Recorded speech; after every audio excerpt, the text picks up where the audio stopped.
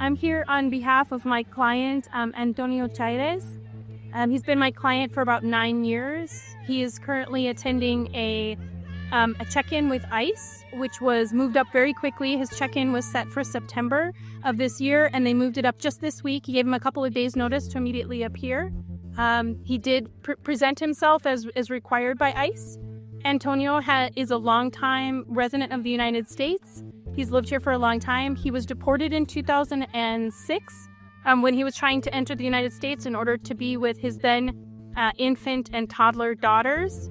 Unfortunately, his daughters were in the custody of their mother, who was suffering from a severe drug addiction and was living on the street. He had received photos of his children being in the street, and he was desperate and tried to enter the United States without permission.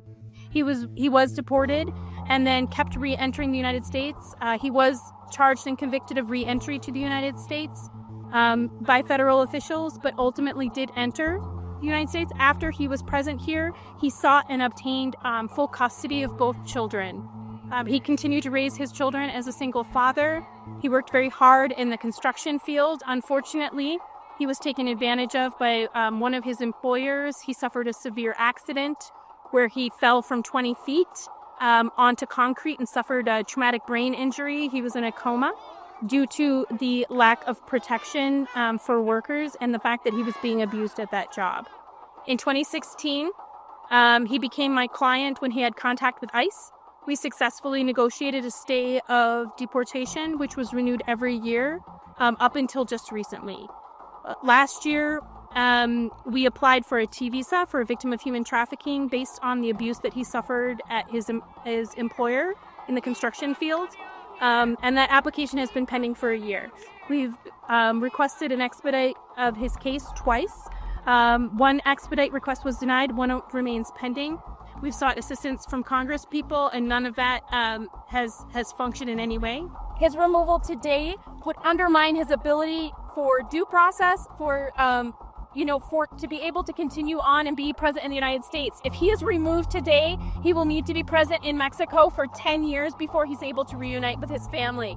There is no waiver, there is no exception to that. So really today is the defining moment of whether or not he's going to be separated from his family for an extraordinary long period of time.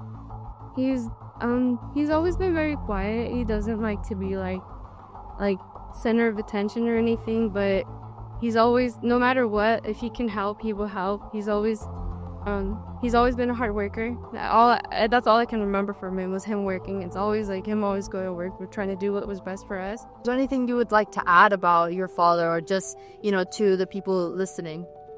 It's not much. Was that by any chance him? Oh, I'm sorry. They're coming up.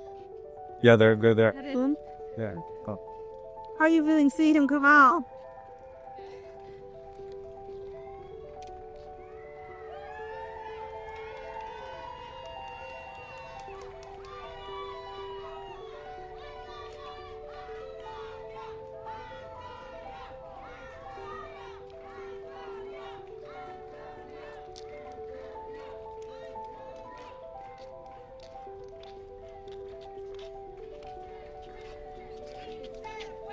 Están esperando una decisión de arriba para a ver si me dan hasta septiembre o prácticamente me arrestan ahorita.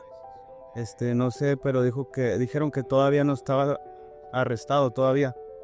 Pues estoy esperando la decisión, si me dejan hasta septiembre o me arrestarían ahorita.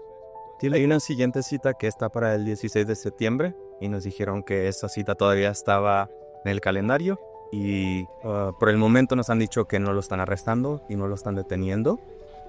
Están revisando todo el expediente de él y nos dijeron que no estábamos detenidos y por eso pudimos salir.